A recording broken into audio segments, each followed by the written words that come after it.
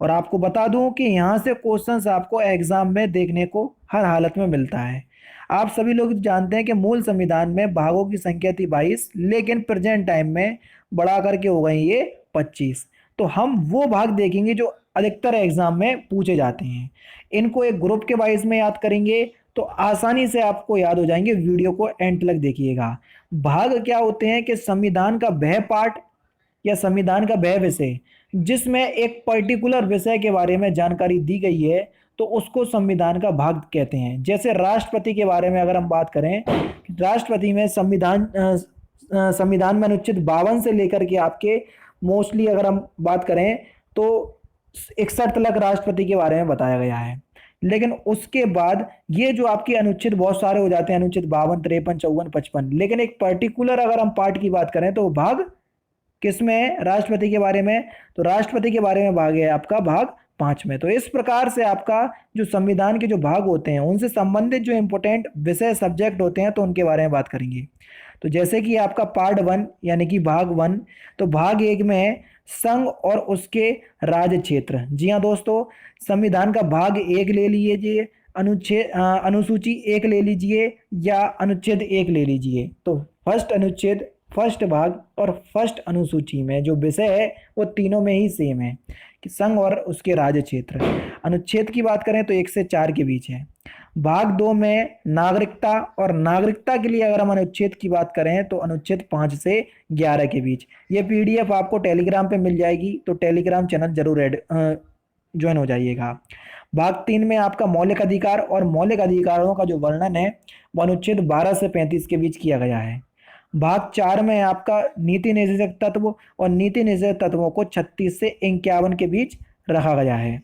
और भाग 4A जिसको 42वें संविधान संशोधन के द्वारा जोड़ा गया, जिसमें मौलिक कर्तव्य है और मौलिक कर्तव्य को अनुच्छेद 51A में रखा गया है। तो ये 4 यानी कि 5 भाग हो गए। इनको हम एक बार रिकॉल करते हैं, याद कर लेते हैं। आंख बंद करके याद करो। भाग 1 में संघ और उसके राज्य क्षेत्र। भाग 2 में नागरिकता, भाग 3 में मौलिक अधिकार, भाग 4 में नीति निर्देशक तत्व, और भाग 4A में क्या है? मौलिक कर्तव्य। तो याद होगा ये। अब आगे बढ़ के याद करते हैं।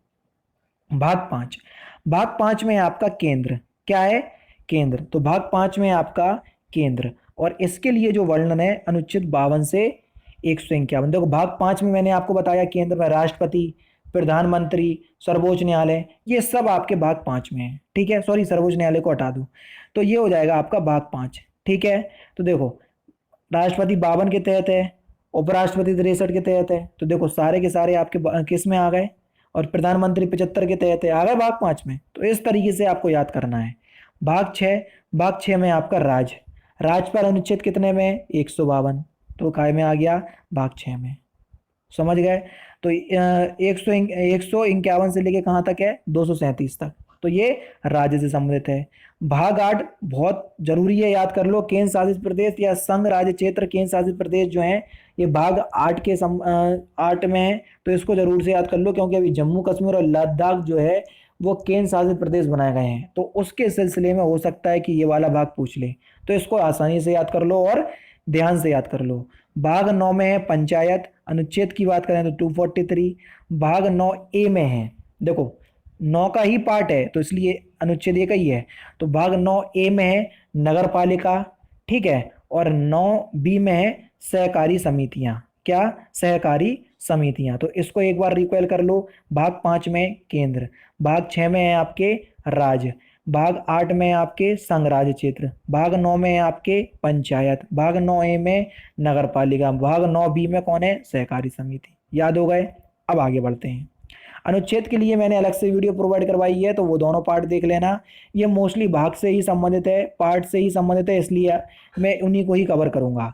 और अगर हम आपको बात करें भाग 7 की, तो भाग 7 को निरस्त कर दिया गया है 7वें संविधान संशोधन 1956 के द्वारा। तो आप वो भी याद कर सकते हैं, मोस्टली इतना इंपॉर्टेंट नहीं है इसलिए मैंने उसको हटा दिया। भाग 10, भाग 10 में अनुसूचित जाति और अनुसूचित जनजाति क्षेत्र। जी हाँ दोस्तों, इनको विशेष क्षेत्र का दर्जा मिलता है अनुसूचित जाति और अनुसूचित जनजाति के लिए, ये कि भाग 10 में है। भाग 11 में है संघ राज्य संबंध, संघ और राज्यों के बीच संबंध। कई संबंध होते हैं, प्रशासनिक संबंध होते हैं, वित्तीय संबंध होते हैं। तो ये वित्तीय लेन देन जो होती है तो ये संघ राज्य के बीच संबंध से होता है भाग 11 के तहत।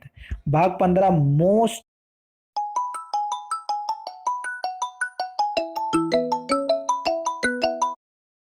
इम्पोर्टेंट, अगर एग्जामिनर को थोड़ा हार्ड क्वेश्चंस बनाने होता है तो भैया संविधान के भाग से वो भाग 15 बोल देता है कि भाग 15 किससे संबंधित है, तो निर्वाचन आयोग या चुनाव से संबंधित है। समझ गए? तो इस तरीके से आपको याद करना है भाग 15 किससे है, निर्वाचन आयोग या चुनाव से, क्योंकि अभी हाल ही में हुए हैं लोकसभा के भी चुनाव, इसलिए मैं आपसे बोल रहा हूँ कि ये बहुत इंपॉर्टेंट है, तो थोड़ा ध्यान से याद कर लेना। भाग 17 आपका कैसे संबंधित है, तो भाग 17 जो है ये राजभाषा और हिंदी को राजभाषा का दर्जा है, ठीक है, तो ये भाग 17 में है।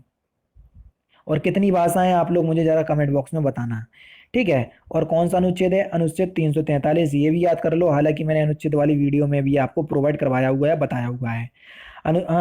भाग 18 में आपका आपातकाल, और भारत में 3 प्रकार के आपातकाल की व्यवस्था है। कौन सा?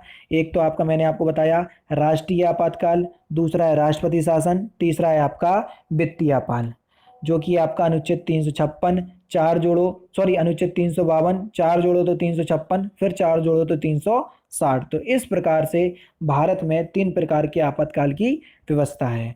और लास्ट है आपका भाग 20, ये संविधान संशोधन, और संविधान संशोधन की प्रक्रिया कहाँ से ली गई है, दक्षिण अफ्रीका के संविधान से, जो कि अनुच्छेद 368 में निहित है।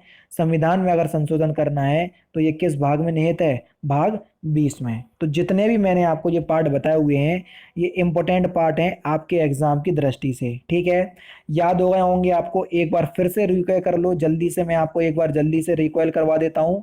देखो भाग 9 से करवा दे रहा हूँ क्योंकि वो मैंने आपको रिवीजन करवा दिया था। भाग 9 भी है आपका सहकारी समिति, भाग 10 अनुसूचित जाति जनजाति, भाग 11 संघ राज्य क्षेत्र, भाग 15 चुनाव यानी कि निर्वाचन आयोग, और भाग 17 है आपका राजभाषा।